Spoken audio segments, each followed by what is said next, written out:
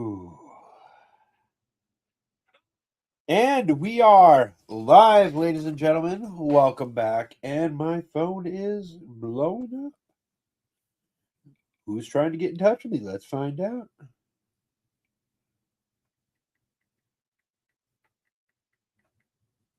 So the Ginger Wolverine will be joining shortly.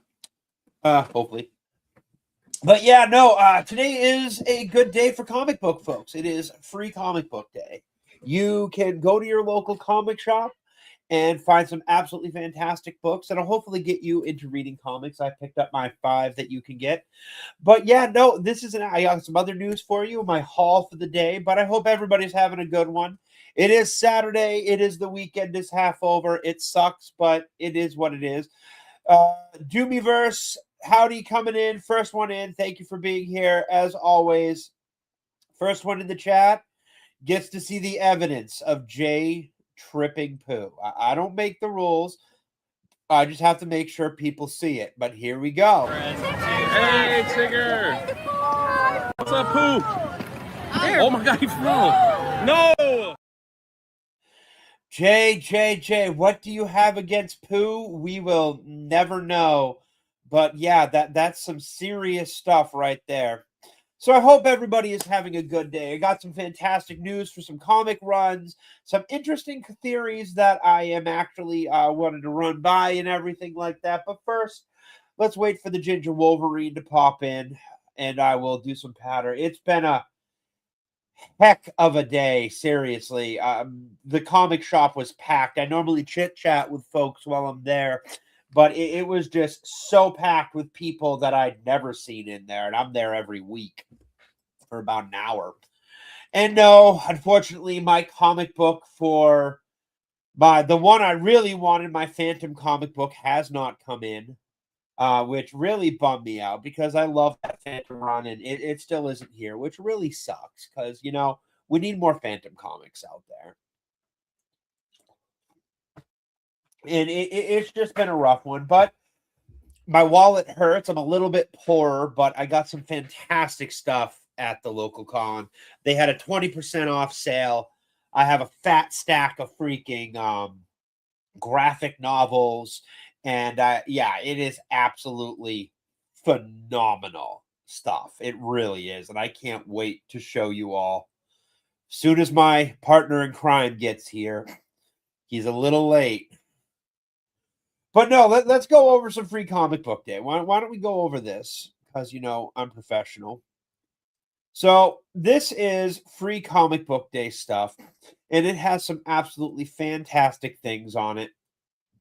It has an app, of course, and they're on Instagram and X and all the other social medias, but they had some really good stuff here today. So before I picked up, we got AMP's Greatest American Hero, which is absolutely hilarious. We've got an Archie comic, DC animated. We've got DC Nice House Lake One, House on the Lake One, Supernatural. I'm really not sure how I feel about that. Image. We got Energon Verse, the full Energon setup, which is not that bad. Mad Cave Studios Terror Bites. I should pop in and pick that up in a couple weeks. New Conan run. Street Fighter. Vault Comics Dungeon Crawler. Carl. What is this exactly? I don't know. I saw it there. I didn't grab it. Dungeon Crawler Carl. Now graphic novel for the first time. Free comic book day. Just read the first chapter early. Interesting. It's a webtoon. Okay. An age she's named name she lost in India. Interesting. Times bestseller. Brisk September morning on eBay. Yeah. So yeah, this is interesting. Not a lot of good ones. Like last year, they had some really good ones.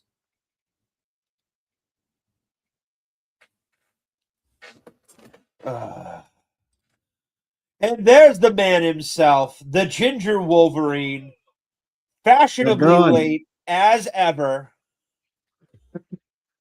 We were just going over some of the free free comic book day stuff, the books and everything like that. Okay. Oh. Like, I mean, I'm normal. Like, it's free comic book, so I can't complain. But honestly, I'm not very impressed with what was there this year. It definitely seemed more towards the kids section than it did overall for readers, like the older readers, to get into things. Yeah. Yeah. I felt Like, the and same don't way. get me wrong, I think the kids reading comics is great. We need more of that. But your kids for aren't gonna. Most parents aren't gonna buy their kids and invest in a full comic run for their kids. They're gonna want to do something for them. They'll buy their kid a $5 comic every few months to shut them up or something like that. But this is definitely one of those things that was really kind of a bummer. I mean, Lilo and Stitch, Supernatural, but yeah, I picked my 5. And did you bring your 5? My shop only gave us 3 each. 3 each. You Yeah, got I a got- cheap shop. yeah. I got 5. But my wife was there, so I got 6 instead. Oh, well, that's well, you see, you beat me this week. You beat me. All right. But no, that's what we got. So let's see what you got. Okay. On the stage. All right. So So I got there we go. All right. So what'd you get? I've already read mine, so they are bagged and boarded, and they're going to go in my free comic book day bin. okay. Well, these were free, but I got Well, go with the free ones first. We're building up to things. Go Okay. with the free. We have a formula. We are more professional than FNT. We have a formula that we follow. So start with the free ones. We'll go to the hall in a bit. We will go to the hall. Trust me, the hall will be gone too. And I know you're excited because I'm excited too, but we got to start somewhere. So what'd you pull? What was your first choice? Okay, well, my first choice was I got to get the ones for my kid. Yep. So, Sucker for Sonic Sonic the Hedgehog Hedgehog, Adventures. had to get that Fantastic. one. Got a Sonic one. We got Garfield for him. Okay, and then Spidey and his amazing friend, and he had his tantrum and ripped it. So there's that. Okay, then the Legend of Avatar. Avatar Legends. Okay.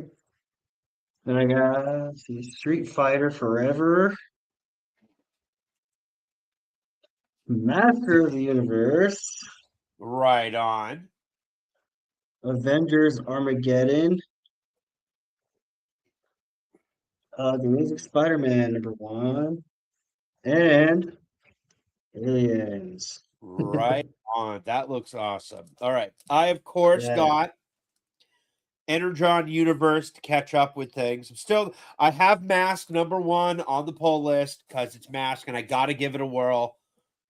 But yes, Mask, the pure nostalgia bait of it. Absolutely. Next up, The Greatest American Hero. Are you familiar with anything about this character? It's an 80s television show where a spaceship drops off this super suit on Earth and a guy finds it, but he lost the instruction manual. I'm not kidding. That was an actual 80s show. And it's pretty fun. Power Rangers. Oh, I almost got that one. All right. Yeah, we got Power Rangers. It was okay. It wasn't anything special. Hi, Ladybug. It's great to see you. Supernatural's new run. I like the show. I'm not a fan of the art in this. The cover looks good. The art is not good at all. It is very lackluster. And of course, because there's a nerd obligation, Conan. Mine didn't have that. My shop didn't have that. That should have been at every shop because because it's one of the ones listed on the website to give away. So no, it's that's what I got there. That was my free comic book day haul. These will now go in the free comic book day bin, which is paper that sits aside and never gets touched again except for once a year. So those will go back there. I actually have rearranged that gray shelf behind me. Did I show you that yet? Oh, I think you might have. You sent a picture to me. Now, I have a massive stack. There was a 20% off sale at my local comic store, and I had a little bit of extra cash flow this month. Screw savings because, well, it's free comic book day, and a 20% off sale is a 20% off sale.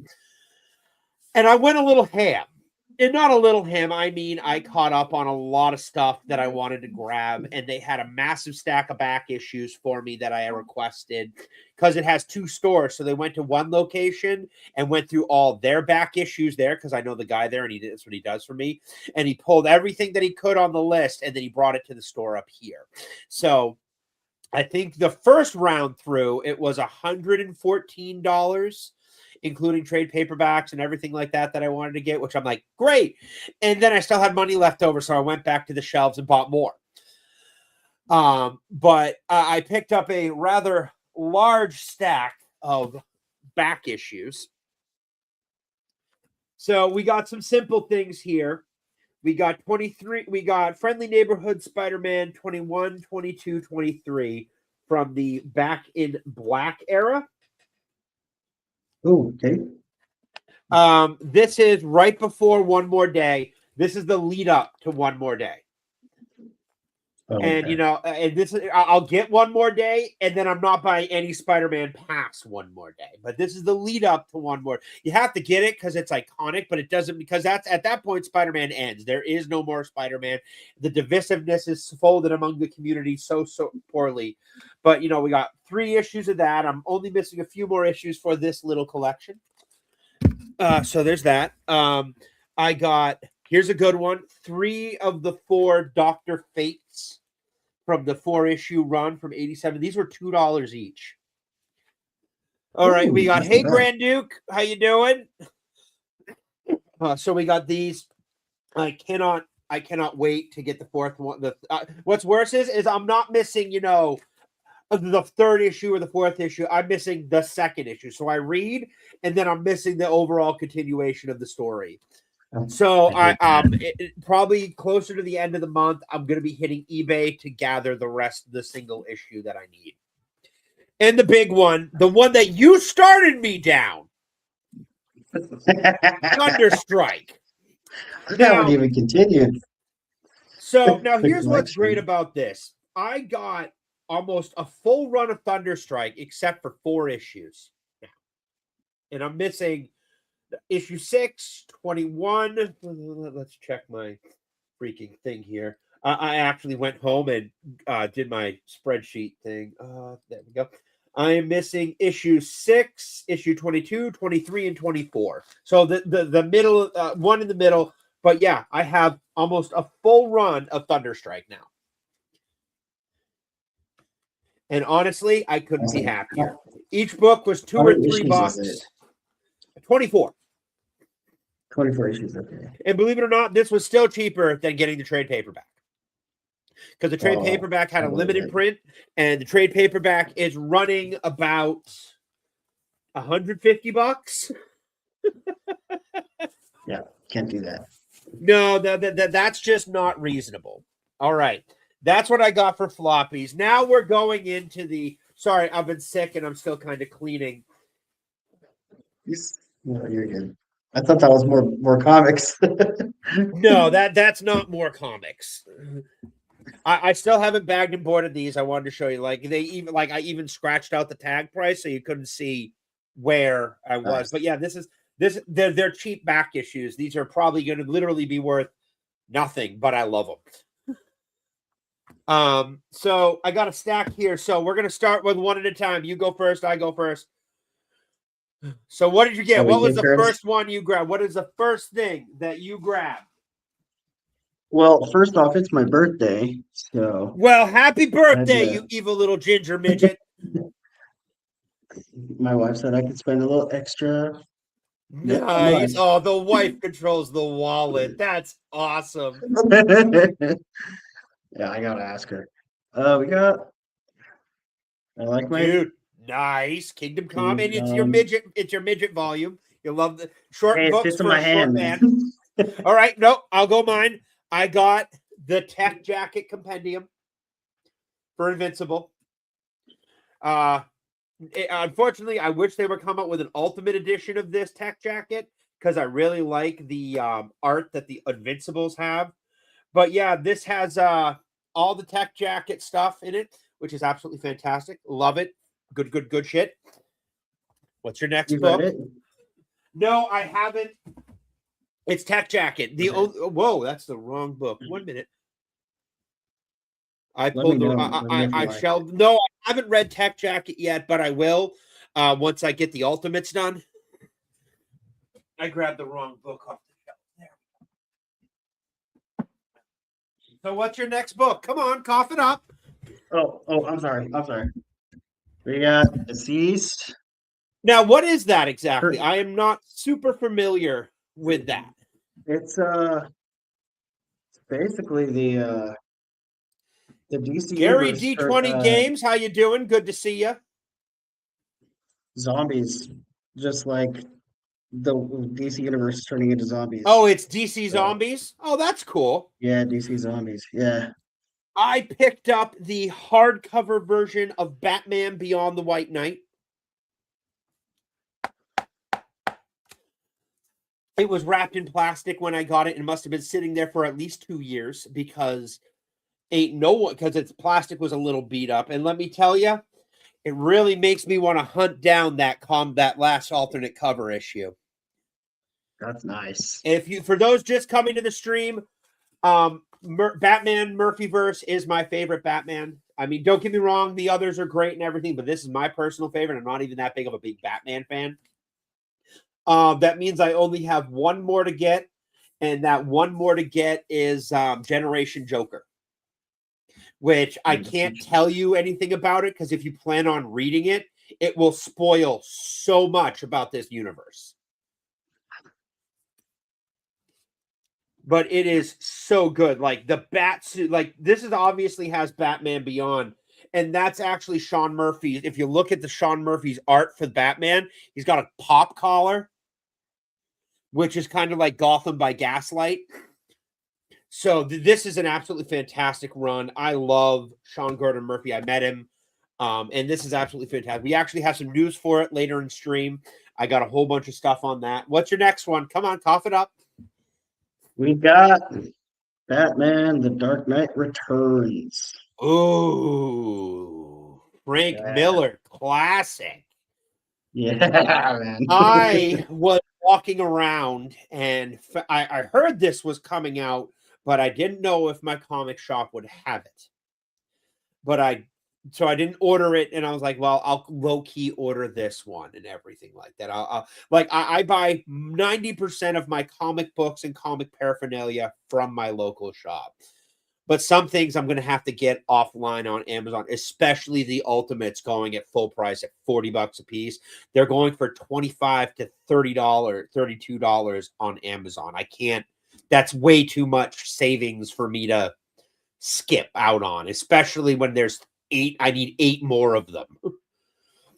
But this one is a Rocketeer book by IDW, and it has a whole bunch of awesome short stories in it about Cliff Secord and Betty and everything like that. And honestly, I can't wait to sit down and read this. This is going to be really good. It's just thrills, spills, and chills.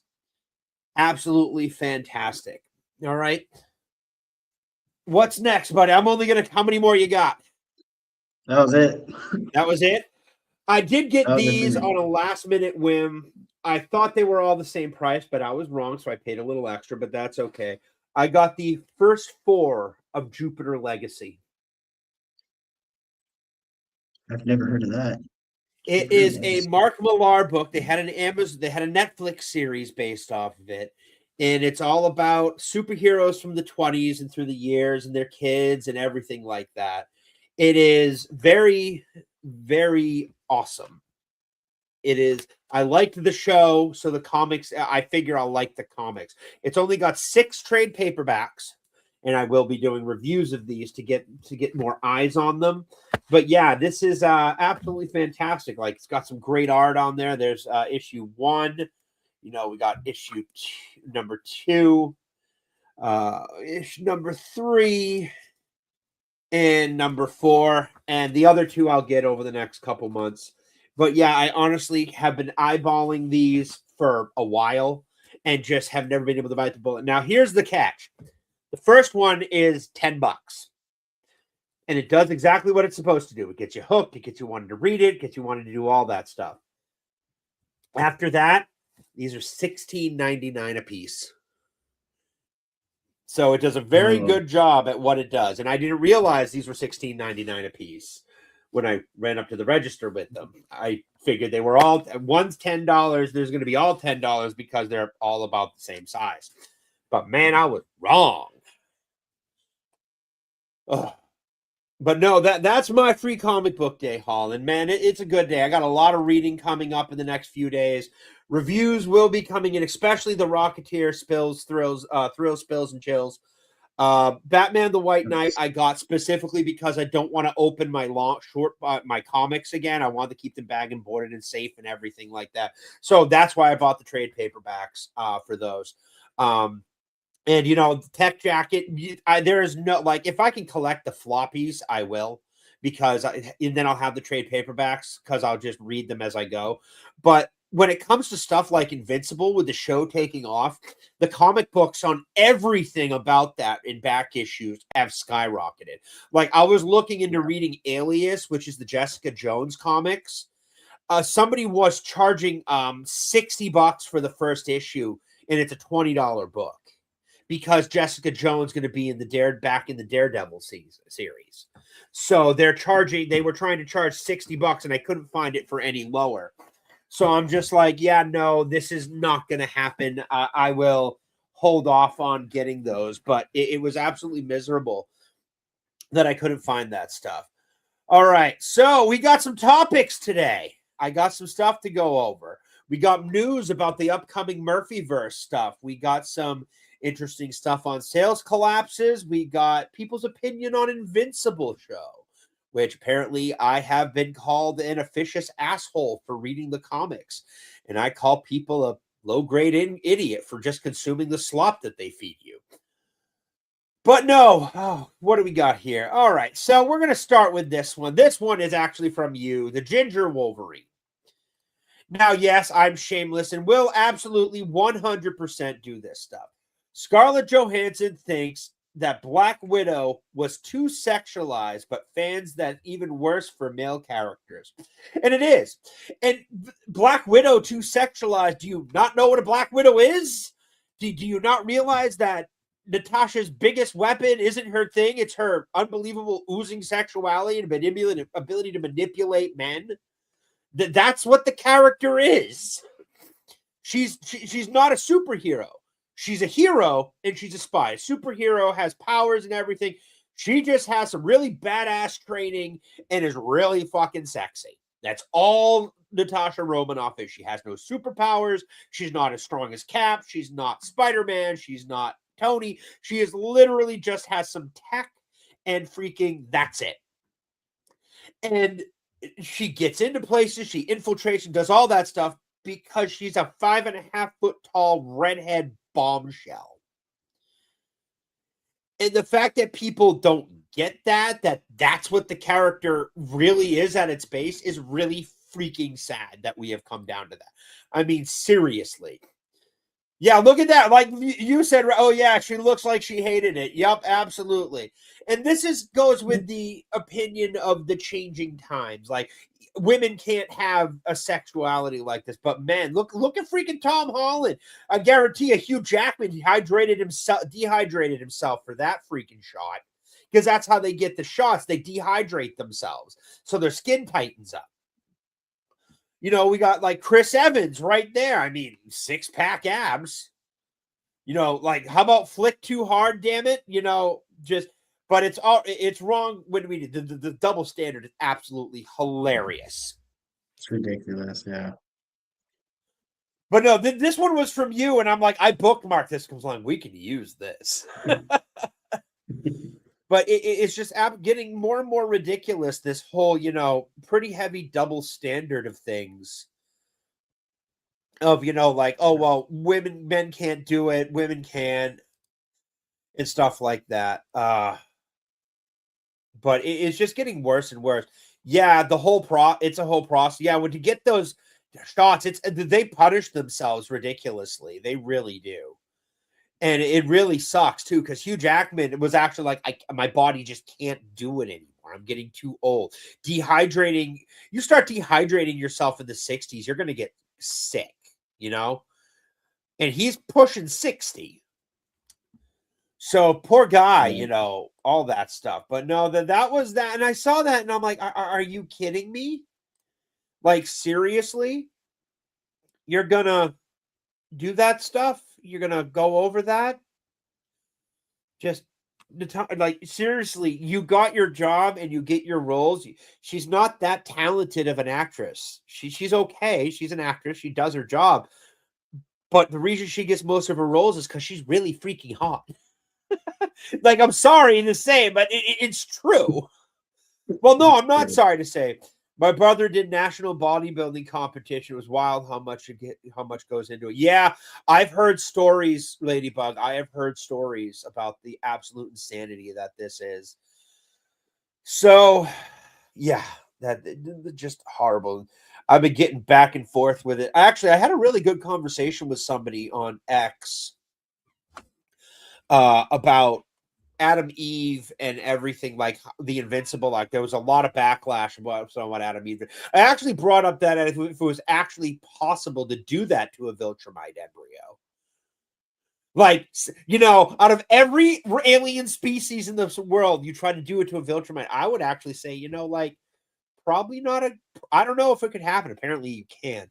But I actually pointed out that, like, somebody actually went, well, who's worse, Anissa or Adam Eve? I'm like, both are rotten. Both are shit. And they're like, well, make your defense. And I'm like, well, Adam Eve, they kept, in the comics, it was always hit or miss with them. Even in the show, it was always hit or miss with them. And suddenly they're together, they're doing their thing. But as soon as Mark gets into a crisis and has to do what Mark does, she just, well, Mark's gone. It doesn't matter. My life is, just all that shit. Not holding on to it, doing the right thing. I think Adam Eve's a horrible piece of shit. Mark comes back and he apologizes to her. And I'm sitting there like, are you fucking cracked? So, but then, like, well, what about Anissa? Anissa's worse, but at least Anissa kept the fucking kid. Yeah. And, they're both, like, you don't seem to understand. There's not a good choice here. Mark should have said, fuck you, after what Eve did. But that's not what Kirkman did. And, I don't like Adam Eve. I think her powers are really cool and shit like that, but I don't like her as a character. I don't feel any attachment to her. But after all that stuff, and I'm like, no, it's not good. Look, they fought through all this stuff. They do all this. He goes away to fight in the Viltrumite War, and he could have died. So, and you say you loved him, but you would take a piece of him away, something keeping him alive back there with you. That doesn't make any fucking sense. And then, even when Mark goes back in time, and there's a 3-year time skip, he's a fucking Viltrumite. There is nothing in the world universe except for Thrag that could stop him. And you give up on him after the 3 years he goes back in time, and she gives up on their relationship so quickly without enduring it, without anything like that she is a horrible character. And I do not like Adam Eve. I think she has cool powers, and they're trying to get away. Well, she's a hot redhead. She's a hot redhead, which proves more and more to the point that redheads are fucking nuts. I have one right here. He can confirm it. Always late.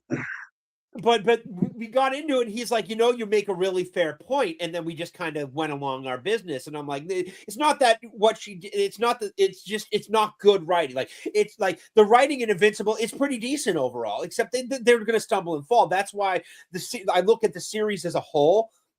Because you're not going to have, not every character is going to be a banger. Not every character is going to be great. Not every villain is going to be a Batman's rogues gallery. It's just not possible. Never trust a redhead, ever. They're late to streams. So but not every villain's going to be an absolutely fantastic villain. You're never like they're like there's a reason that characters have endured and rogues galleries have endured. Like the reason we still go, who has the better rogues gallery, Spider-Man or Batman? It is a never-ending thing about who has the better rogues gallery, and also it's really neck and neck between the two.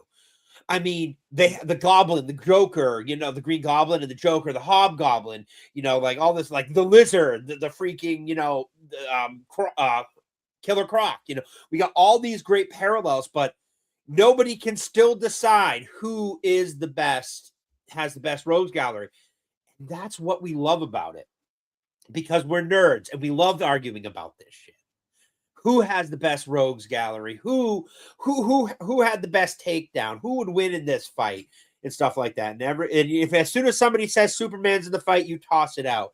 But we've also come to the point where people are injecting anime into this thing, and here's the difference. Like, there's like different universes have different rules. There's no way around. Like Superman, like Omni-Man was a ripoff of Superman. There's no way around it. But instead of doing Superman being a MacGuffin, being like literally having no limits and his weakness being the people around him, Omni-Man, they put severe limits. While they're high, there is severe limits on a Viltrumite. And those limits actually make him not even in the fight. Like you can't. They have the ear thing. Yeah, that just throws their equilibrium off and prevents them from flying. They are still unbelievably tough and unbelievably strong. They can punch. They can literally physically push planets away. And people don't get that because they only saw the show, because the show is made for idiot normies, with really bad animation and overpriced voice cast. But when you go, oh, Goku or Superman, I'm like, I hate all of you. I really fucking do, because you can't start injecting comic book and anime together. Anime plays on a whole different power level than most everything else. It really does. And like I said, it's always Goku versus Superman. Why is it always Goku versus Superman? Because those two are the top tier of their various things. And by the way, it's always Superman killing Goku, and then Goku comes back and challenges Superman again to try to get stronger. But Superman can't be beaten because he can literally become made of pure energy by sitting inside of a sun. Hey, Wasp, how you doing? Good to see you.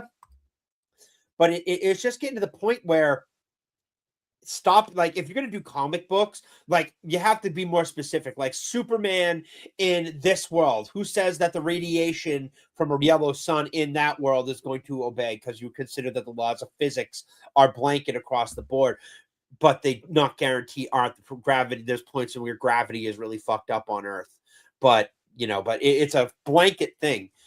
And you can't say, well, if you like put Superman in the Invincible universe, there's too many X factors.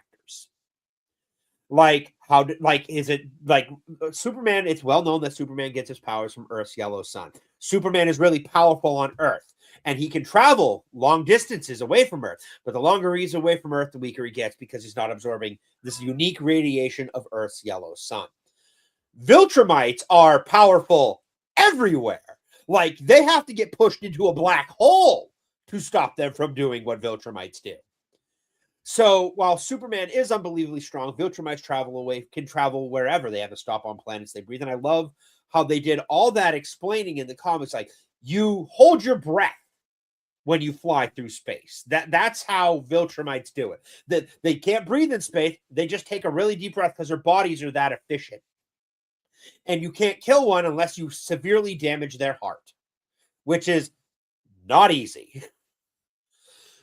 Or, you're got the Space Racer's Infinity Cannon, which is a whole separate issue.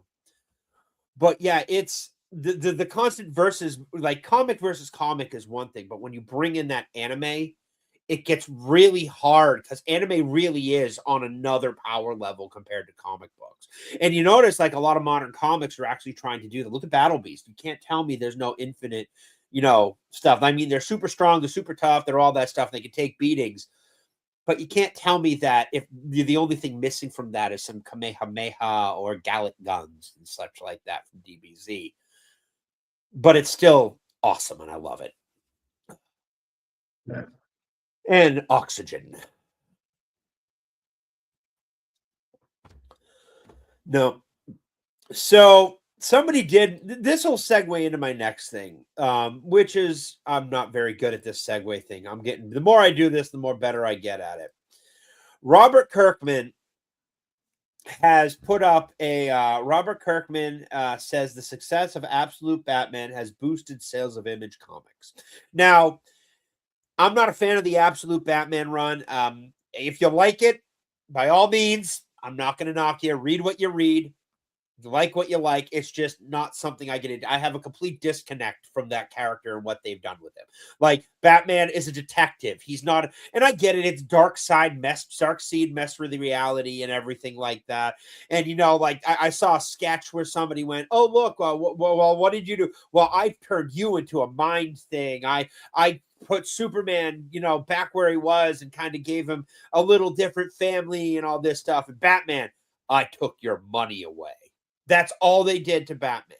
But instead of him being like this, billionaire, he's literally a 6'7" construction worker. And all the rogues galleries were somehow his friend. He's not a detective. He carries around a battle axe. And I'm just like, and I'm happy it's selling. It's great for comic books to be out there because eventually, hopefully, it will draw people into what real Batman is, not this crazy alternate universe.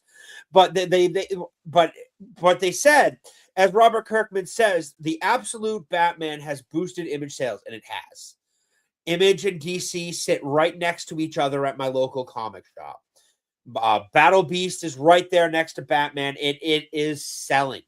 They sell, and which is great because you want this stuff. Those people who go into the comic stores, they buy a couple of Absolute Batman and they walk out with 5 Image comics as well, and they do. I've seen it. Like, I'll pop in there and stuff like that, and I have seen that shit. And there's carries around a freaking axe. Seriously, right there. Look at that axe. That's not Batman. And you know what? He's wearing hockey pads. I'm not wearing hockey pads. But yeah, it has boosted comic sales. But we don't see enough anymore of what people are buying and what people are doing. I don't see a lot of comic channels or anything like that. It's like after the pandemic, the comic nerds went back into their nerderies. Mm-hmm. I mean, like, you've read the Absolutes, right? What do you think? Like, it's mediocre. It really is just mediocre, and it's really not that. I'm not the kind of guy that likes change, and so I don't like how they portrayed Batman. And I honestly like good. It's bringing kids into comic books, but I feel like that's all it's good for, and I feel like it's overhyped. It's yeah. it's too much. It's over the top. Yeah, that's how I feel. Like, I tried Absolute Manhunter, and after the jackass who wrote that decided to open up his mouth, I'm never touching a comic with his name on it again. No, Like, yeah. after the assassination, after the gun incident in DC, I will not be buying any more Absolutes or anything with that guy's name on it ever again. You can have whatever opinions you want, but you don't celebrate the attempted murder of a human being. That is a very despicable and vile thing. Let alone the president of the United States. I United don't care if States. I don't Yeah. care if it's the auto pen. You don't say something like that. No, you don't. So that was that. And I'm like, comic sales are all over the place. Like, I did a video. Marvel is severely suffering. Like, it is taking hit after hit Bad. after hit. They just apparently. So I finished the Ultimate Spider-Man run, and that was absolutely fantastic. The whole run, save for them race swapping Black Cat, which I really didn't see an issue. Like, I'm like, why? But it's an alternate universe. They can do whatever the hell they want without directly affecting canon. That's fine. When they start doing it in the main series, then it's a far greater issue. But the biggest thing is they killed off Peter at the end of the Ultimate runs. They killed off the older Peter. I didn't know that.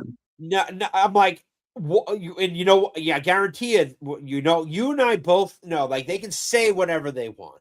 Why did they do it? Because they're trying to supplant Peter and replace him with Miles. Because they did. Miles became a big name. They replaced him with Miles. I didn't find this out till like a couple weeks ago when Comics Dad told me. And if you haven't checked out Comic Dad channel, check it out. He's far more brutal in his opinions than I can ever be. But they killed him off, and I'm like, we know that they canceled the run because it was outselling other things, because people did it, and they can't have a character people like live that long because they just don't want that for their comics. That's not what their ideology is. So why do we this is why I bought the 24 issues, and I didn't buy any more outside of it. As far as I'm concerned, that Ultimate run, that Ultimate Universe still exists, and you can do stuff with it. But I'm not going to sit there and buy a comic to kill a character because you don't like the fans like him more than the other slop you're feeding us. Marvel is not doing well. DC is getting outselling them with their absolute run. Say what you want about it, but they're outselling Marvel. Battle Beast and Image are skirting on Marvel's coattails by a narrow margin, because Battle Beast and all their the Transformers runs and everything like that are doing fantastic off the racks. In everything like that. And it sucks to see that Marvel, who used to be the one back in the day, it was Marvel Comics versus DC, and you always had people, you had the diehards with Batman and everything like that would buy, but Marvel used to sell across X-Men, Spider-Man, X-Force, all the mutants, all the stuff. You had Cable Comics, you had Deadpool versus, all this great stuff. A lot. And now it's shrunk down so much that the Marvel shelf at my comic shop is not as big as the DC one. It's heartbreaking for me, because almost my whole life, up until this last year and a half, I've been a diehard Marvel fan. I mean, other than the last couple of years when I've been buying Murphyverse too, but like, it's heartbreaking to me to see that, honestly. Well, apparently they've lost quite a bit. Tom Brevoort, my favorite chucklehead, who, share screen. Here we go. If you don't know who Tom Brevoort is, this is the jackass that said, if you don't like our comics, don't buy them. And what's the point of writing the story? It's all going to be adapted into movies anyways. He's a senior executive editor at Marvel. This guy's an idiot. Apparently, and more proof that you fail upwards you fail upwards, like in Hollywood.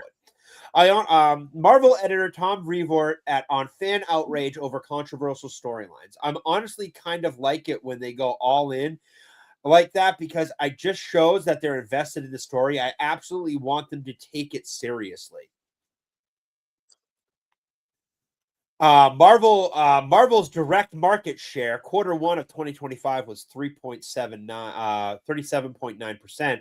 In Q1 of 2026 is 29.4%. They lost close to 10%, or a little over 5% there of the market share.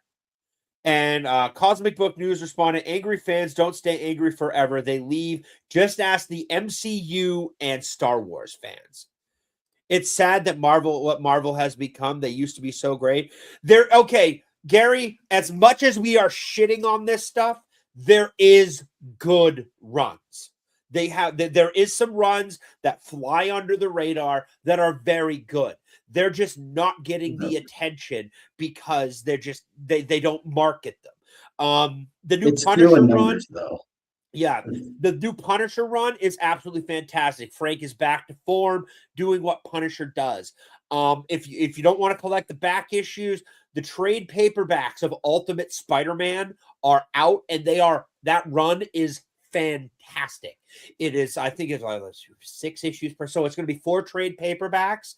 Read the first one and tell me it is not awesome. It is. I love it. Like, I saw it online, and I'm like, that looks like a really cool concept. I got the first couple issues and was like, I'm hooked. Like, I am So hooked. I went into my comic shop and they did not have any on the shelves when I went in and I found out about this run. I had to wait to the reprint of the first issue. And then I went out and got and then I got a first issue of the actual one. First print, first issue. It cost me close to $70. It's up to 90 now. It was 150, but the run's over and it's probably leveled off. But it is absolutely worth your time to read as the Ultimate Spider-Man run. What else? The Punisher run. I haven't done a video on it yet, but they just did a Nova run, 6 issues, because they don't do long runs anymore. They don't like to do long runs. They like to do, because they realize that when they do long runs, they lose the attention after issue 6. So they do 5 to 6 issue comic runs, which is great because it's a short term, not committal, and the story is self-contained. But the Nova run is 6 issues, really good. Like, I was really impressed by that Nova Centurion run. That was absolutely a blast. But there's so few stuff. Like, we can talk about indie books, but you're not going to find them on your local racks. It depends on what you want to read and what you look for and stuff like that and what you like to read. Now, I'm not going to knock you if you want to try out the absolutes and everything like that. Be my guest. But it's chuckleheads like this Brevoort who are completely disconnected. Like, you wonder why your sales are tailing. It's because you say shit like this. You're going to keep pissing people off. They're not going to spend more money. It's the worst way to market your company. And you're not, the worst is the fans it's horrible marketing, but the worst is the fans you're running off aren't going to bring in new fans. Yeah. You may as well just say you're not welcome. You're not welcome to read my books. You may as well just say that. Now, if you don't know who Tom Brevoort is, this is the chucklehead. Looks like fucking Flint Dibble. There's a story behind that one. But if you don't know who this is one of the worst and most divisive stories in comic book history. This is Spider-Man One More Day. It took place right after Civil War, and I have gone into it in great extent in this. And what One More Day is basically what happened is post-Civil War, the Kingpin hires somebody to take a shot at MJ, because she realizes he can't kill Peter, the Spider-Sense. But he took a shot at MJ. He saved MJ, but the bullet hit Aunt May. Peter goes on a tear, literally shit beats the Kingpin in the middle of a prison yard. Fantastic read. Love the comic. Got 2 issues. But afterwards, in One More Day, he couldn't give up Aunt May. So what does he do? He goes to Mephisto and trades his marriage to Mary Jane to Mephisto to bring back Aunt May to life. And that's what One More Day is about. It's about One More Day being married to Mary Jane Watson. And then it divided the fan base so much and drove out fans. John Romita Jr. did this. Joe Quesada did this one. And I just did like, this is one of the stupidest things I have ever seen in comic history. I don't get it. But it's a comic run, and I don't have it. I will one day, and that is the last Spider-Man. Anything past this, I will not buy.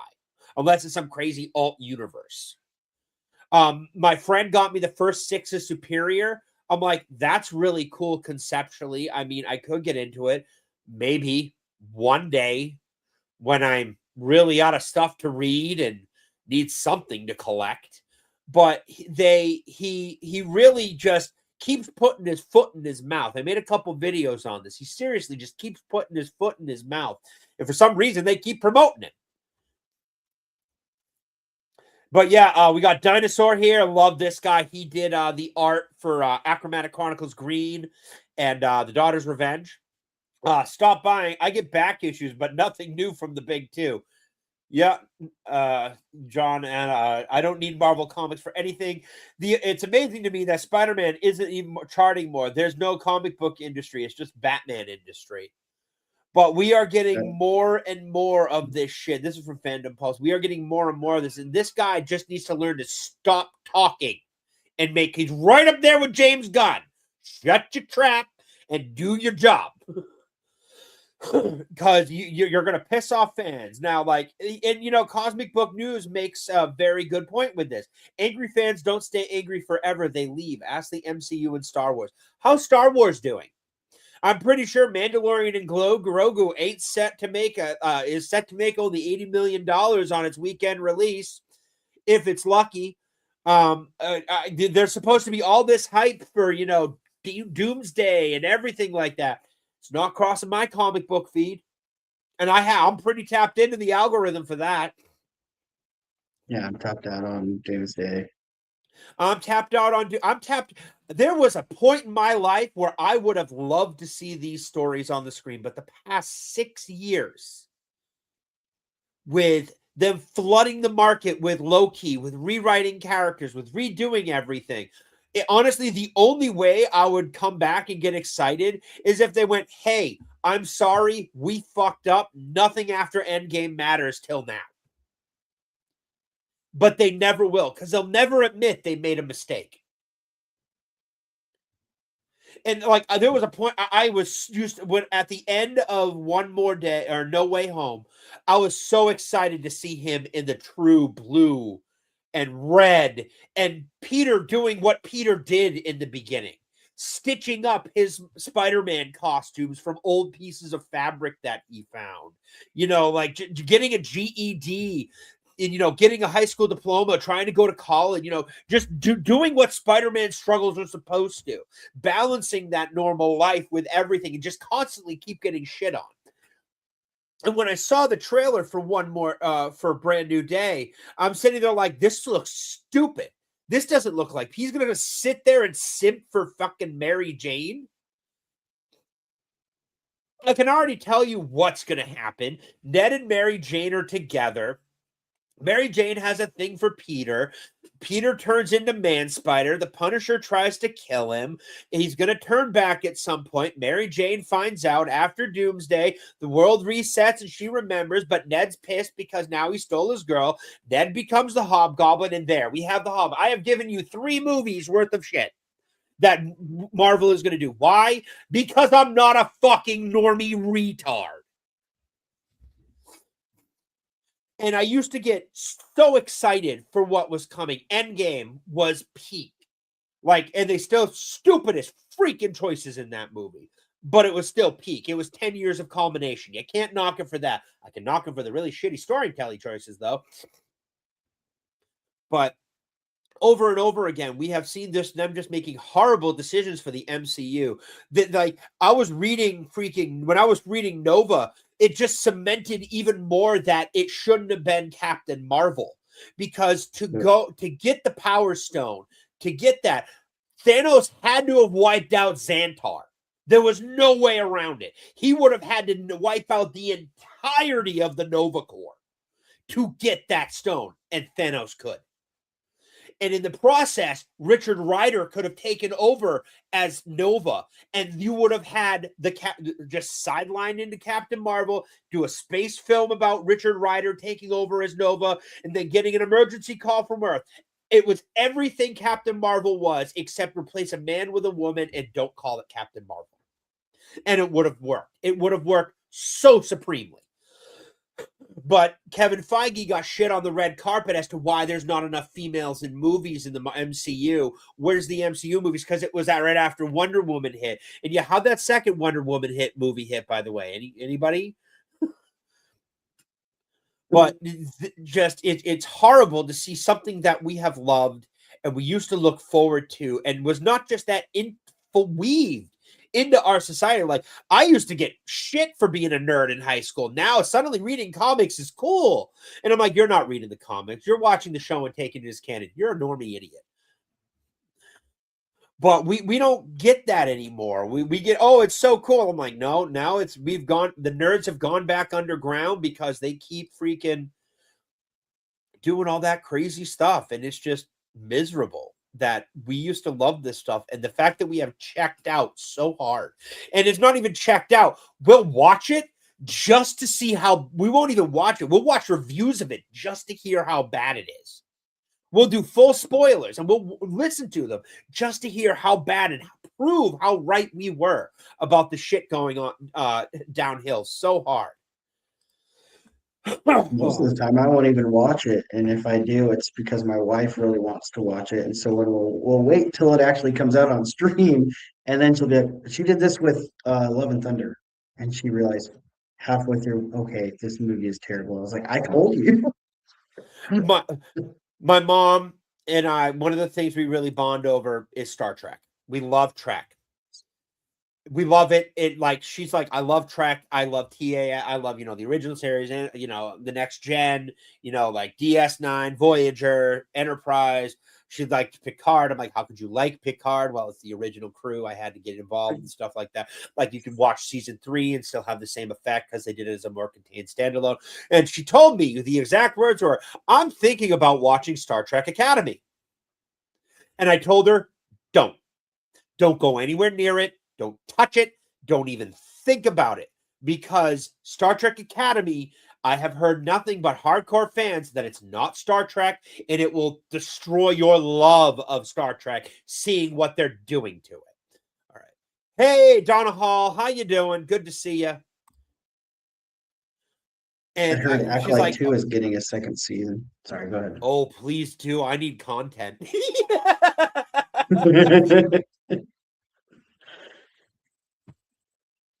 If Acolyte actually is getting a second season, I'm going to make some content. That's what I hear. Oh, so we've been back and forth about, all this stuff. Like, we just, and Invincible has been taking off. And I'll say what I'll say about Invincible. The voice cast is superb. The animation is mid, and it's a very heavily abridged version of the comic books with some race swaps.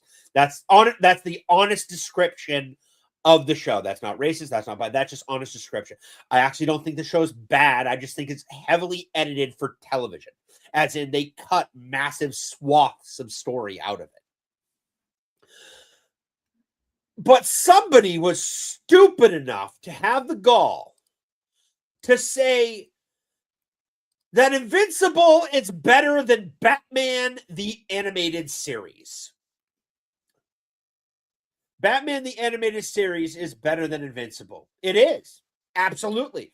But the fact that people think it isn't show that they have never seen Batman the Animated Series.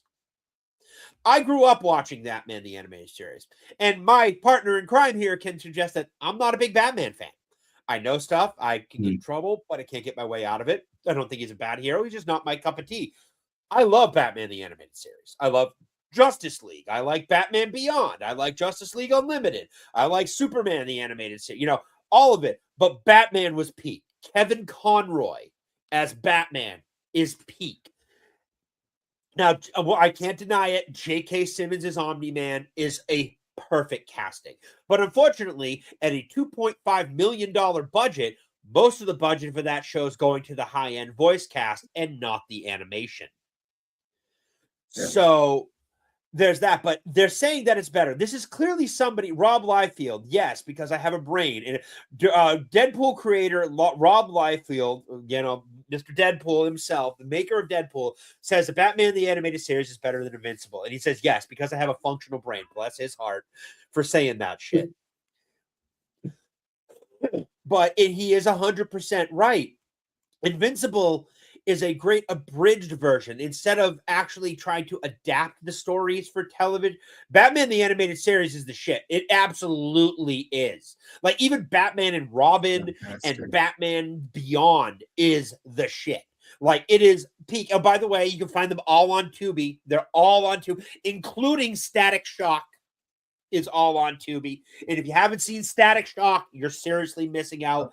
Static is badass. It's on right now. For Static is on Tubi. Yeah, Static is on. Let me see. It's on Tubi. I've never seen Static, so You've never seen Static, dude. I saw Batman Beyond. I saw the Batman animated series. If you've never seen Static, he has crossovers with Batman. He has crossovers with the Justice League. Oh yeah, yeah. Dude, it's good. It is so darn good. Like one of my favorite things is the episode with Batman. Joker tries to joy buzzer him, and the Really? actual like electric. But yeah, that's it. And Joker tries to electric buzzer and shake his hand, and it's static. He literally makes plasma, and so Joker's like, ha ha ha, I got you, and he's like, cool, let me try, and he electrocutes the Joker until his body's smoking a little bit, and Batman chuckles and smiles a little bit and goes, nice one. I did like the I think it was in Justice League Unlimited when Static. No, it was Batman Beyond when Static comes in and there's like a futuristic Yep. scene or something, And something like it that. was Yeah. so good. Let me see if I can. Here we go. Share this tab instead. So here it is. This is the scene that I'm talking about. This is absolutely hilarious. Please, Batman, help me. Gotcha. See? That looks fun. Let me try.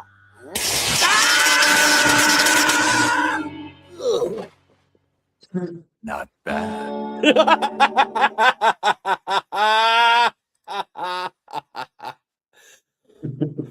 Oh, absolutely. Some really great stuff out of Static Shock. And Static hasn't been done justice for years. Like we haven't seen, like we're seeing some of the stuff like the Dakota incident and stuff. Like I don't know, it just doesn't feel right. Like I want to track down like the trade paperbacks for the original Static, because apparently the floppies are really expensive and I'm cheap.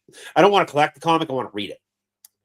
But yeah, this the like it is absolutely miserable that people actually think that Batman the Animated Series is not as good as Invincible, and you can't.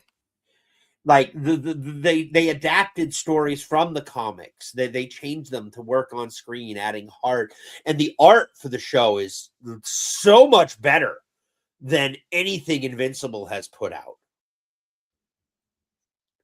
And it sucks think if you because go ahead. well, I was gonna say I think why people think that is because it's like teenagers, young teenagers, people in their like early 20s, they're watching Invincible right now. It's the big thing, and they've probably never seen the Batman animated TV series. Probably No, never even and they heard of it. should. They absolutely should see it. Unfortunately, they won't, because Invincible is geared towards normies. It is geared towards people to sit down, watch an episode, and move along. It's not meant for them to heavily process anything or anything like that. It leaves off on a cliffhanger in the new season. And it is more and more and more happening with our our comic book adaptations. They narrow it down, they slim it down, and they turn. Look what happened to Superman. You could get the whole movie. You know how I watched Superman, the Man of whatever fucking crap that James Gunn put out. I learned everything I needed to know from TikTok, because it literally is designed for scrolling. Instagram, YouTube Shorts. I've never seen the movie, and by talking to me, you would honestly think I had. I hadn't, because it's TikTok slop. It is designed for a TikTok generation where all they do is move on to the next thing. They don't have anything carrying levity or weight, because they either make a joke or they move along to the next thing so fast that it doesn't get a chance to register with the audience. It was a terrible Superman movie. Great Mr. Terrific movie. Oh man, Mr. I would love Terrific to see carried that give movie. me an hour and a half, hour 45-minute Lobo doing Lobo. Give me a Deadpool Lobo style movie. Give me a Mr. Terrific movie. Give me a Justice Society of America movie with that. Gunn would slay with that. But he wanted to tackle Superman. He wanted to do this stuff because his ego's out of fucking control. And Supergirl is not shaping up to do too well. Apparently, he's on till 2027. But I don't know. I personally hope they toss him out the front door like a frisbee. 2027 is too long. Yeah. So I got a couple videos that I wanted to bring in, but I think they're a little too long. I'll link them to you later. I'd love to get your opinions on them. I found this guy online and he brought up some really awesome opinions. Like a gender gap in comics, how most comic off the racks are $5 gambles. I mean, comic books are $4 to $7 off the rack now. They like, not that they weren't cheap before. Now they're horrible, and the story and arts aren't as good as they used to be. No. But I do have some stuff for the Murphyverse if you all want to get into this. So there is I posted it before. It's called Batman the White Knight. It is an alternate Black Label Batman run. And it's the White Knight, Curse of the White Knight, Beyond the White Knight, a Harley Quinn standalone, and a Generation Joker for, I think it was 8 issues. I don't know off the top of my head. But they ended off on a massive cliffhanger. And I'm not talking any massive cliffhanger. I mean, at the end of Beyond the White Knight, it's literally somebody asking Bruce, well, what are you going to do now? Who's going to be the hero? And he's like, oh, we've got potential. I'm paying attention to a kid in Kansas. And you literally, let me pull it up here. And it's literally a shot, a full page, which if I ever get the freaking chance, I'm buying this freaking sketch out. It's literally a full page. This was the last thing we got, and this came out maybe 2022. We've been waiting years, and I've been waiting years for this. And when I met Sean Gordon Murphy at MegaCon, I had a little chat with him. I'm like, hey, you noticed something that you said you were going to start working on the next White Knight stuff. I've been looking forward to Superman stuff and your take on him. Could you have any news on that you can share and stuff like that? And he told me that he starts working on the art next month, which was April, and that the run will be out sometime in 2027. Can you give me exact dates? Probably because either NDA or he might not know. He has to finish the book first. But we are moving, and he has posted some of the art of what the new suits are going to look like and everything. And I'm not going to give you any spoilers, dude, because I really want you to read this book. So here is the first official stuff for Batman. Now, this is in the future. It's post-Batman Beyond. I'm not exactly sure how it's working. And this directly ties into Bruce Wayne's story, not just Batman, Bruce Wayne's story and everything like that, because he does do a good job of bringing in Bruce in this art run. So we got this, and he's got, the basic stuff. This is what might be what the suit looks like. A new Batman for the next White Knight. For my next White Knight, the sketch is mostly about the basics of the shape and colors. I thought about giving him a cape again. He had a trench coat Beyond the White Knight. For the reason I can't spoil, I think I'm evolving the coat to fit the story better. Yeah, I like that. It's a trench coat with like bat wing, like the bat ruffle, the bat cut at the bottom. And that looks really, really good. I hope he does the number 5 one, the blue tights with the black coat. But that looks, I was like, that looks really good. But which colors do you like best? I'm 100% number 1 outfit, but the classic blue gray is growing on me. Yeah, that blue gray, the blue gray is nice, but I really like that last one with the blue. It really leaves some nice contrast that leaves the coat to really pop. Mm-hmm. Number 5 was the visor. Terry and the GTO bots use them in V3, so that's more thing. Why the high collar? Yeah, if it's the signature, that's how he draws Batman. Batman has a little pop collar in the back. So I'm like, that 100% works. And these look absolutely fantastic. This got me really excited. Like, I was like, oh, this is gonna be good. But there's more. So I was like, oh, that's really cool. And then he posted this, which made me go, I want this comic now. I want it. I need it. Gimme, gimme, gimme. Superman. It's a fun design. It's a fun design. You got he's very much probably a teenager, like either late, Yeah. very early 20s. Three work boots. He's got work boots on, which is great. I love that work boot thing because very farm boy.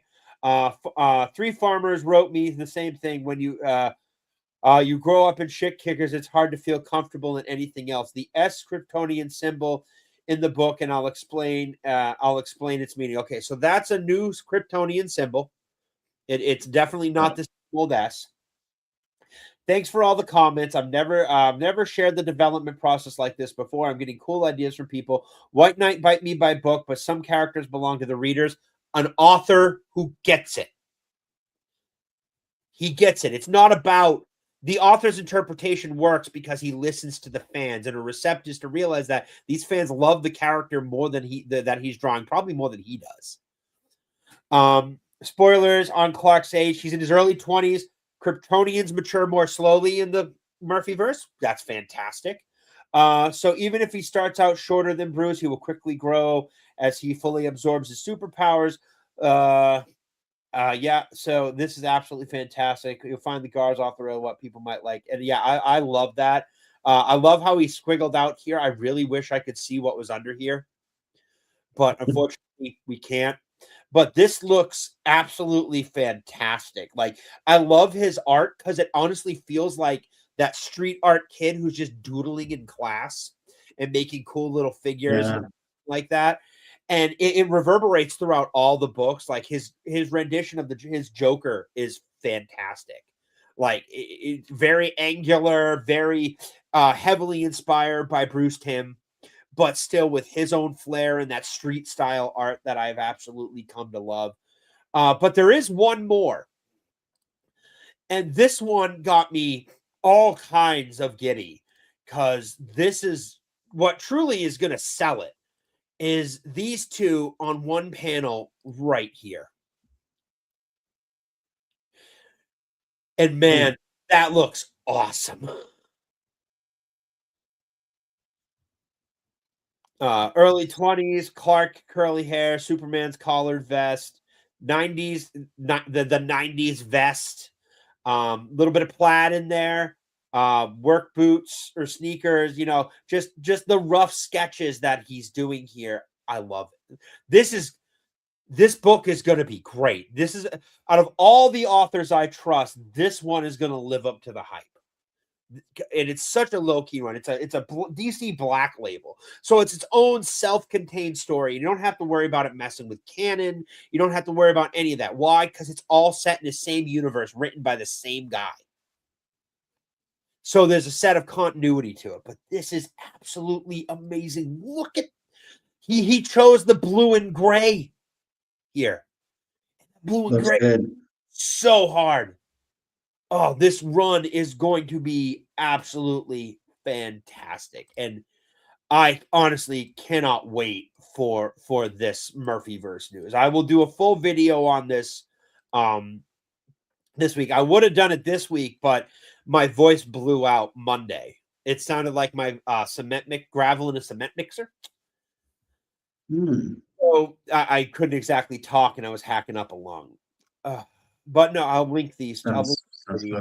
Dude. I'll link them on thing. But we do have some very big news about the Rippaverse coming in today. And good Lord, Rippaverse be taken off. Let's pull up this video here. Let's see here. All right, let's share screen. Big announcement. Here we go.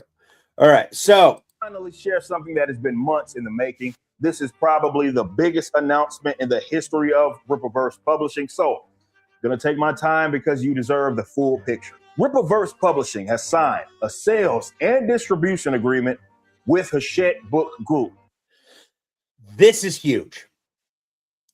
This has proved that indie developers can push into the mainstream. And everybody kept saying the Rippaverse is dead. The Rippaverse is losing money. The Rippaverse is all this stuff. Hey, Sean Lessich, how you doing? Good to see you. Welcome in. But it can't be. This is a multinational, multi-billion-dollar book group. and they aren't going to invest in a company they don't think they can make money from. Yeah.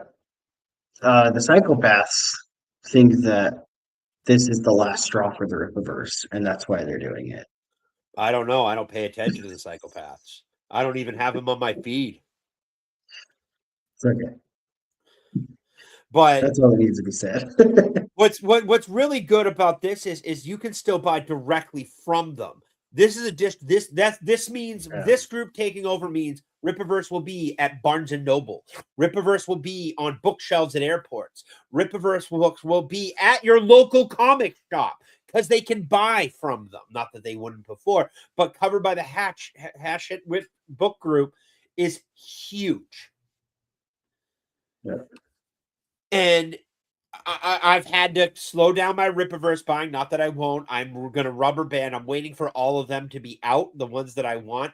And I'm going to do one massive order. For like, I got to get Bloodruth 3. I got to get, the Hellbound Stagecoach. Anything Saska's touch, I will buy. Well, even their movies, I will buy their movies, but it's not my style, but I'll still have them because I love those two ladies.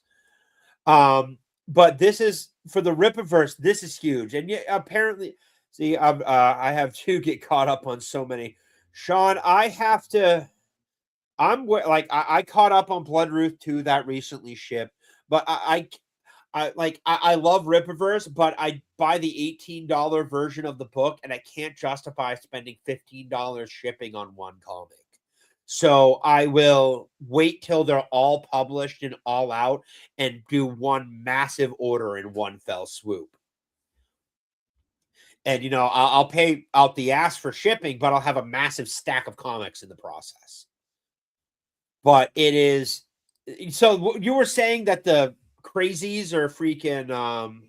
I haven't made a dent into buying anything from Rippaverse.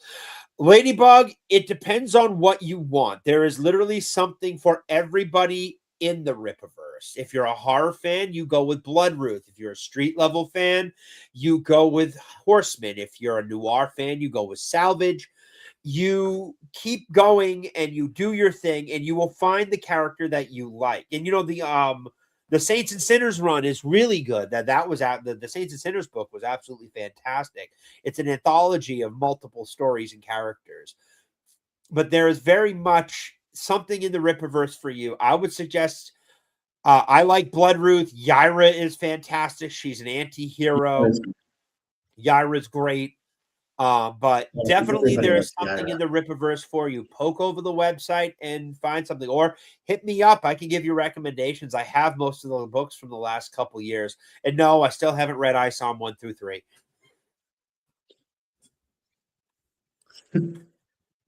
When you get Batman the White Knight, and White Knight, Curse of the White Knight, and Beyond the White Knight, I will read ISOM 1 through 3. It was actually in compact. I forgot you told me to grab it. I should have done that instead of one of these three. Shoulda, coulda, woulda. But the fact that an indie developer that has prided itself on indie the last 4 years has basically broken into the mainstream era of things is huge. Yeah. Like this isn't like, Malibu Comics or, Image or anything like that. This is, companies fusing together to boost publishing sales and everything. This is literally indie publisher, big book group for distribution, which means that it'll be all over Europe. It will be all over. You can get it at CVS's. You can get all over the place. Target, Walmart. The broad range that the Rippaverse will hit is absolutely fantastic. And honestly, this is great. And the best part is you can still buy directly from them. You can go on their shop, buy the books. There's no exclusive distribution rights for Hash and Book Group. They just distribute worldwide. I got to say this. Eric must be one savvy businessman to be able to pull this off, and that's great. I've looked into getting to Yaira and Bloodroot. Yaira is absolutely fantastic. It's really good. I can't give away anything without giving you some spoilers. Bloodruth is, if you're into horror, if you're into that more Constantine style of comic book, Bloodruth is the one for you. Feel like something like Wonder Woman. Yaira's that Dark Wonder Woman with choice. heavy superpowers. Yeah. That's the one for you. But the Hatchet book group in Rippaverse is beyond awesome. The fact that it's happened and where it goes going forward, we don't know. We won't know. Only time will tell with that. But you were saying that the naysayers and everything like that were like, oh yeah, this is the last thing. Was it the shift up to the last 3, putting out 100 books this year, the last desperate grasp and everything like that? And now it's, oh look, this is the last desperate grasp for the Rippaverse. The next thing will be the last desperate grasp. Every successful thing that they make is going to be their last thing that is going to be for the Rippaverse, and that's going to be it. That's how it's been every single time the Rippaverse does something like this. Every time. Oh yeah, and yeah, just I'm like, nope. So Rippaverse, absolutely fantastic. I bugged them. I hit them up on Discord. I'm like, hey, is there any chance you're going to be at a con up in Boston? Because I'm headed to a con in Boston in August with a friend. Really excited to go because maybe I can actually, enjoy myself at this con and not get bogged down. That MegaCon was absolutely insane. But Fan Expo Boston is coming to what is it? It is coming, and me and my friend are going. Otley's going to be there, which is absolutely fantastic. I probably will try to get a print and a couple of prints I want, and get one of my Battle Beast #1 signed. Jason Aaron, I know you like the Superman. Absolute Superman is going to be there. Nice. Yeah, who else is going to be there? I didn't get to meet him at MegaCon, but I will this time. I'm going to make sure I track him down. I wish I could. I wish I could fail as bad as the Ripper. Yeah, I know. Larry the Idon, I wish I could fail as bad as a Rippaverse. Oh yeah, I wish I could fail as bad as a Rippaverse too. Who else do we got coming here? My big one, the one that cemented me going, Graham Nolan. And I would like I was all excited to go to I was on the fence about going because you got a lot of people here, like Carl Urban charges $100 for an autograph and stuff like that. I'm like, I love Carl Urban, not $100 worth of love for Carl Urban, but John Noble's going to be there. And he played Lord Denethor, but he also played one of my favorite characters, Walter Bishop, in Fringe. And it's a $50 autograph. That's reasonable, and I'll probably get a photo op with him at the booth. But he is absolutely fantastic. One of my favorites. And they're still announcing who's going to, Daphne Keene is going to be there. That $80, that's worth the autograph. Some of the Goonies cast, Christopher Judge, which I would love to get Teal'c's autograph. But I have to limit myself. But it's the comic artist that I'm looking forward to most. And I can find, I've been putting on, I love Graham Nolan's comic books, except I can't justify spending, the comics that I want are going to be about $70 because he's pure indie. He publishes them, he distributes, he does all of it himself. And it's not that I keep putting them off because it's so up there in price with shipping and everything like that. So I've told myself, I'm like, because the last time I ordered from him, I spent $90 on 3 books with shipping and everything. And I'm like, that was up there. So if I grab the books I want in Boston, I can feel less guilt about it because I don't have to sit there and wait for them. But yeah, Otley's going to be there. So excited. I'm hoping Kirkman signs up too. But yeah, no, got some absolutely fantastic people coming in, and this is going to be some good year. up there. And if you're in Boston and you happen to be there and see me, I'll be with my friend Liz. Liz and I've known Liz since I was 16. I've been there at the hospital for the birth of all 3 of her kids, not in the room, but her husband was my best friend, and she's like a sister to me. So she's a big nerd. So I'm like, hey, you want to go to a con? She's like, sure, I'll buy you a badge for your birthday. Because her birthday is in December. So we're going to a con together, and that should be a lot of fun. But yeah, it's absolutely fantastic. The Rippaverse doing that, and the con coming up and everything. And I am beyond excited to finally get more Sean Gordon Murphy. Hey, Lieutenant Garantina, how you doing? Good to see you. But it is so great to finally see some traction on this, because we haven't gotten any Batman the White Knight stand. Hey, stop him. When was this? This one, the trade paperback came out 2022 was when the last one came out. And that's a big jump. That's 4 years since we got anything. On the upside, he did do a pretty decent Zorro run. But no, I don't think I have anything else. The run sheet's empty. We could do some League of Comic Geeks. Release the Sam. No, I'm on the 4th floor, and I'm in a valley. So their apartment's down here. Mine's up here, and there's a nice slope. So sound really does a good job bouncing. And so Sammy is barking at the people arguing down below me. Not even in the same building. I can hear them yelling. What are we looking at? So League of Comic Geeks is coming out, and there is some new runs I did want to bring to attention. Normally, I don't do this. If you don't know what League of Comic Geeks, if you don't know what League of Comic Geeks is, I am doing a video on it this week. All my videos got pushed back a week. So this is a comic book tracking site, and it tracks your collection. It tracks upcoming runs. It tracks market prices, and it's a hell of a lot cheaper than CLZ. CLZ, it charges you $50 total to use the website and the app. This charges $2 for the website and the app.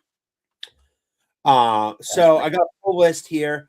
I already pulled my comic book this week, but next week Alpha Core ships apparently Monday, which is great. Yay. Batman Beyond Static, which is a current run. It's not amazing. It's decent. And it's the first time we've really seen them start cracking out Static and catching on. You have great heroes that you aren't using. And of course, my comics magazine. I did a video on this. It's basically replacing Wizard. It's a bunch of articles and stuff like that by comic creators and things. It gives you some basic stats, but it doesn't have a price guide. If you're already familiar with Wizard magazine, this is absolutely fantastic. He's being a hecking good boy. He is being a good boy. Now he's sitting next to me, making sure I'm protected, because that's what he does. So we got Comics Magazine. What else do we got coming out? New Firestorm. I highly recommend this run. It is started off very, very good. And I don't know a lot about Firestorm outside the basics of what I know of the show. This is my first foray into the character, and I am absolutely enjoying this run. And of course, if you know, the Transformers is 30 issues in. Green Arrow, absolute Green Arrow #1. I'm giving it a shot. That's really good. Of course, Battle Beast. I never miss a Battle Beast issue. And a new Zorro run from Alien Books starts up. My comic shop is having trouble getting a hold of my Phantom and this versus the Skyband. Once it's in, I will have a review of that up.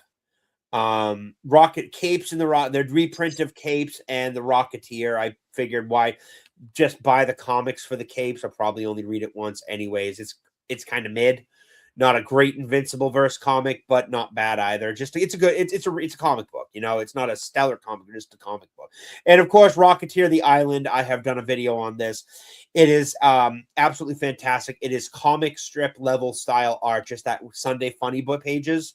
And it is that throughout the whole book, and it is just a fun read. And then next month we got, the next event, Horizon Inferno, and the last issue of The World to Come with the White Black Panther, which is settled from last year. Wow, they really pushed that one back. I guess Christopher Priest was really was doing his thing. And Joe Quesada's doing it. Fuck you, for obvious reasons. But yeah, this website helps me keep track of, like, this is my collection right here. Like, these are all the comics that are in my short boxes and most of my trade paperbacks. Because when you scan, you can scan by cover, you can do QR code, you can look it up and add it to your collection, you can divide your pull want list and everything like that. And you can actually, they've linked up with comic shops to actually tell you which comic shop you can go to and do direct pulls from. They will have contact the comic shop and pull your comic list, and you can go and get it. So the League of Comic Geeks is absolutely fantastic, and I have not regretted the $2 a month because it keeps the website. It's sorry, not even $2. It's $1.90 a month. Hmm. So yeah, this is absolutely fantastic. You got Norfolk. Norfolk. Like this Phantom run, absolutely fantastic. The Demona run's great too. I did, as you see, I did try to dabble in the Amazing X-Men and the Age of Revelation. Unfortunately, my hopes for it weren't that high because it is literally not a self-contained story like the Age of Apocalypse was. It was literally a continuation and an offshot, and I had no clue what was going on, and they didn't do any catch up in the comic book, so I canceled my run. Even though I did try with multiples, you got the World of Revelation and everything like that. That Sabretooth run was shit. And yes, I do have the Red Hood Jin Lee variant cover. I bought it, I put it in a bag, and it's sitting on one of my boxes behind me, and it'll never get read. Why? Because the artist is a piece of shit, and I did it because I could probably flip it in a few years. Saints and Sinners, obviously, Rippaverse. Nemesis, I almost have everything for Nemesis. I'm missing one run. Yeah, my Marvel swimsuit edition. I have that. Yes, that's my cover. Can't go wrong with that. But yeah, it's a pretty comprehensive site and absolutely worth your time looking over. If you did have comic questions, I'm not going to feign to be a comic book expert. I am just getting back into collecting and reading and everything like that. But if you have questions or recommendations, I do have videos out there with lots of recommendations on comic collecting and what good runs you can pull right off the shelf that are either done or close to being done, or some are just getting started. I highly recommend you check out those videos or DM me on X. I probably can steer you in the right direction for something because I'm down at my comic shop at least once every 2 weeks going over the shelves and seeing what's on them. They have strict rules about recording inside. You have to get permission from the owner, and it's some loopholes, or else I would. Plus, I don't, because I don't want to dox myself. Like, I went to McDonald's. I can't say my comic shop's name because you'll find out where I live. Whereas, And those Rippaverse detractors are crazy. yeah, they're psychos. Psychos. They will try to ruin your life. Yep. So, absolutely worth checking out. And if you, Gary D20, if you're still in here, let me know what kind of comics you're reading. I could probably steer you some new runs that you can buy right off the shelf. I don't give many hints besides I live in the South. That's okay, Ladybug. I don't care. I will say where I live in Massachusetts. It's not exactly hard to figure out. I do live in Massachusetts. I've been open about it since the beginning. I'm not going to tell you the town I live in, but yeah, I live in Massachusetts, and I've repeatedly said I hate it up here. But yeah, it's never going to ask you where you live either, Ladybug. But no, it's definitely something that if you want to get back into collecting and reading and doing stuff, I am more than happy to assist. Like I said, I got videos. I think I have a top 5 video of comics, off the rack comics you can read, from everything from basic superheroes to horror comics, which some of them are on the run, some of them, and it's just there's a lot of good stuff out there. you just got to be picky, and unfortunately these days you got to do a little research before you do that. If only you know my state, but you can't follow. You can follow me there. All right. So, Ladybug, I'll hit you up on X after this. I do have an Instagram, but it's not my name. I have an incognito Instagram account that I just use to chit chat with friends on. I don't even post. I repost, but I don't post myself. Anything connected to Facebook, I try to avoid. That place is nuts. And also, what's more funny is it has more adult-themed thoughts than freaking X and freaking Twitter combined.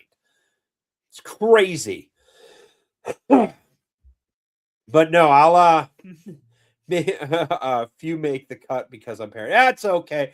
They're rightfully so to be paranoid, Ladybug. I mean, I'm still very much of the opinion of you don't get into cars with strangers and you don't meet people on the internet, with few exceptions. I mean, I met my best friend on the internet, but still, these days, everybody's a little more cuckoo. And of course, there's always Uber. Don't get into cars with strangers. Yeah, but no, I think that's just about it for today's show. I don't have anything else to go over.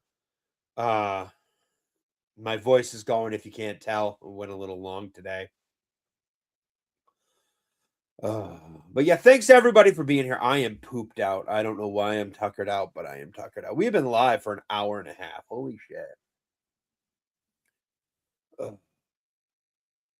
But thank you everybody for being here. I'm losing steam. I haven't had enough coffee today, and I forgot to make some this morning.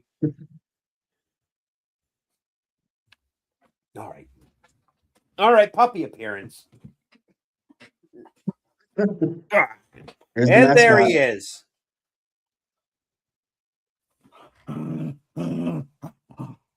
Hey, we don't do no. Calm it down, Bubba. Calm down. He's only 2 and he gets really excited. But yeah, I think that's where we're going to call it today. You're a good boy. And I know you spent a lot of time in the crate today. But thank you everybody for coming through. I do appreciate it. If you did enjoy the stream, hit that like, hit that sub button. Appreciate it. Check out my videos on some comic polls and everything like that. I got bagging and boarding I got to do tonight with the issues that I did, and probably gonna read through the White Knight series. Maybe I'll wait again till I get Generation Joker. But yeah, no, I will be live tomorrow night with some Fallout. I'm gonna just chill. Monday we're back with Retro Rewind. And Tuesday, we start the Shadow of Mordor playthrough because I tried so hard to get BioShock to work, and I could not get it to work properly in coordination with OBS. It is too old. I tried to drop on the remastered version, and the remastered version kept crashing because it's not optimized. They literally just ported it, gave it a new coat of paint, and kind of just was like, hey, this is going to work. So it just didn't work. But I have tested Shadow of Mordor. It works absolutely fantastic. So please check that out. And I will see you all tomorrow night. Thank you so much. And video start up again on Monday. Thank you for letting me have this week to recover. And I'll catch you all later. Peace. And in the meantime, I leave you with Jay and Krista. Jay, I'm going in the store. Now you sit here and eat your ice cream, and I'll be right back.